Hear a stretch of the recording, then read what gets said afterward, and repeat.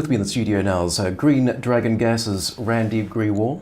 Randeep, afternoon, good to see you. Good to see you too. Exciting times for you, lots happening. The big focus at the moment going forward, the ODP. Remind us what's involved there. So the ODP is the official green light from the central government saying get on with the full commercial development.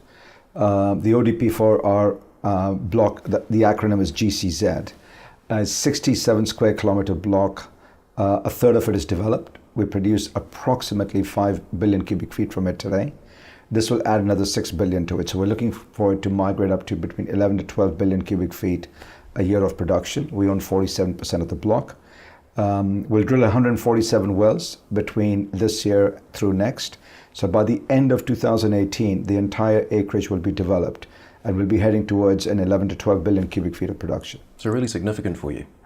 Relevant. Relevant, significant in the sense that it's less than 1% of our total acreage. So when we think about it in the scheme of things, we'll deploy with CNPC, our partner, and ourselves about $53 million into this acreage. But we've got close to $1.3 billion developed or deployed capital into the asset. So you've got a lot more developed capital. The ODP is very exciting because it's cash flow, it's current cash flow.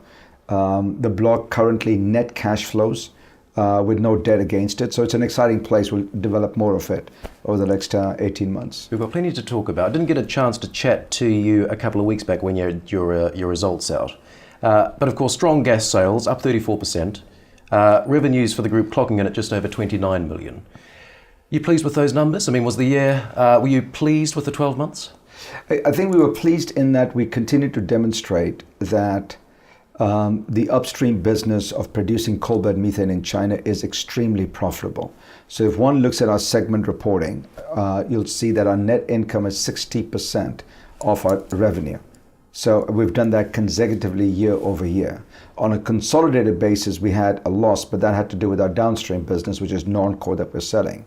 So yes, pleased to demonstrate the net income potential that we have.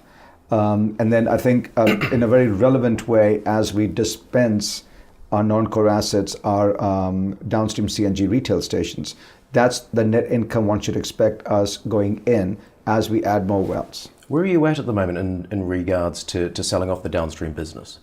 So we have finally received the approval we were waiting for from our bondholders, and we are very shortly starting the process of selling the downstream assets. So we should be coming to market shortly with that news. Very good. In terms of support from the Chinese government for coal bed methane, that's been strong. Do you see it strengthening? Do you see it continuing? So it's been steadfast since I got there. The government's been very stable and consistent for 20 years. The government identified to begin with the coal bed methane is its largest undepleted domestic gas resource. It's highly incentivized. In a very simplistic way, we get paid about $2 US a MCF for 1,000 cubic feet in a straight cash subsidy into our bank account based on what gas we produce. So that takes care of our all-in cost.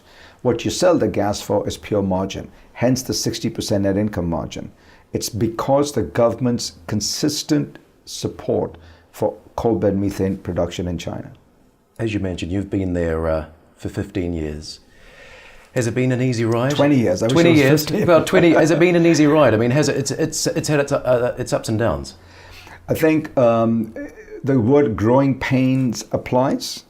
We have grown exponentially. We're the only Chinese non-state-owned enterprise with the size of operation that we do. And I would say that over the 20 years, everything that could go wrong went wrong 5 times over. Right. But we're still here. So I think our core strength is in the assets, in our aptitude to deliver gas from coal, and our understanding of how to work in China. And clearly, we are the longest and the largest partner to the central government in developing coal bed methane in China. This cropped up last night at the Proactive Forum, of course, the listing in Hong Kong. Interestingly, you said it's not going to be a dual listing with Green Dragon Gas. What are you looking at? What's the proposal here? So the board is still working through the details. We'll certainly come to our shareholders at the upcoming AGM for them to vote on the decision. But the development during the course of the last 4 months has been, we think that the right place to get the right value for the production assets, which is our 2 blocks, is potentially in a Hong Kong listing, rather than keeping it within the large conglomerate Green Dragon. Green Dragon Gas, main market listed London. We've been listed here for 10 years. We'll continue to stay listed here going forward. But potentially, some of our assets may end up being listed through a subsidiary in Hong Kong. But that's to be seen. So there's more to come in the very near future. More to come. Do you see it having any significant impact for current shareholders? I mean, is this any concern for them? Is it good news, bad news? I think it's spectacular news. As one of the largest shareholders, we couldn't wait for this event to take place. I think a year ago, the board was clear that we have ring-fenced our commercial blocks, and all our blocks for that matter.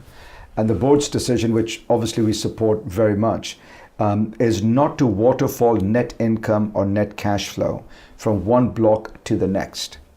What we wish to do is to ring fence the blocks that as they become independently net cash flowing, to return that cash back to the shareholders.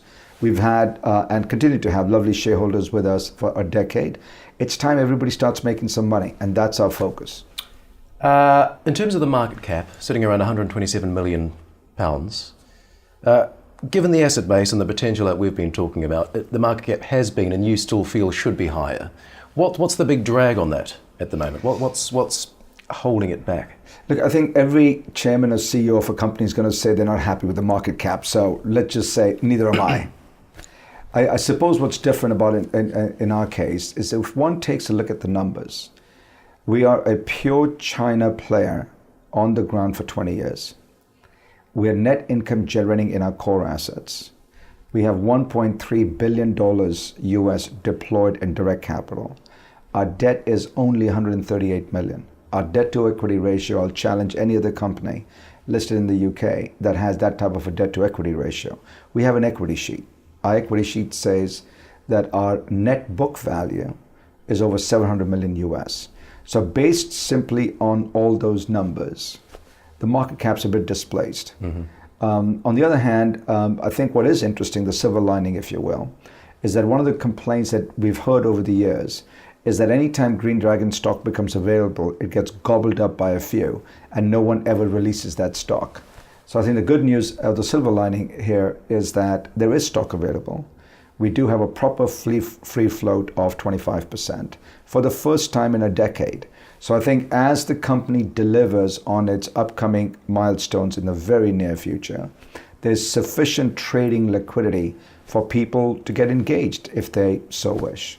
Just a final word, Randeep. After the presentations last night, the people who turned up had the chance to have a one-on-one word with you. Were there any particular themes that emerged from what they were wanting to know, any particular concerns or praise? I mean, what was the general feeling among those that were listening to your presentation? First and foremost was, how did you survive 20 years in China? Because clearly in these 20 years, there's been a robust growth in the country.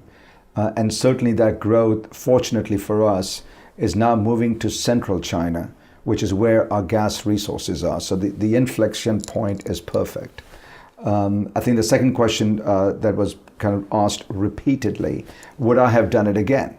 And certainly we've got a lot of track record of the last 20 years. And you have to doubt yourself and say, should you have done it again?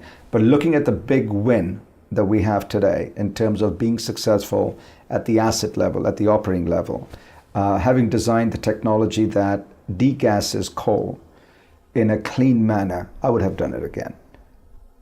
Nicely put. Randy, really good to see you again. Thanks very much. Thank you for having me.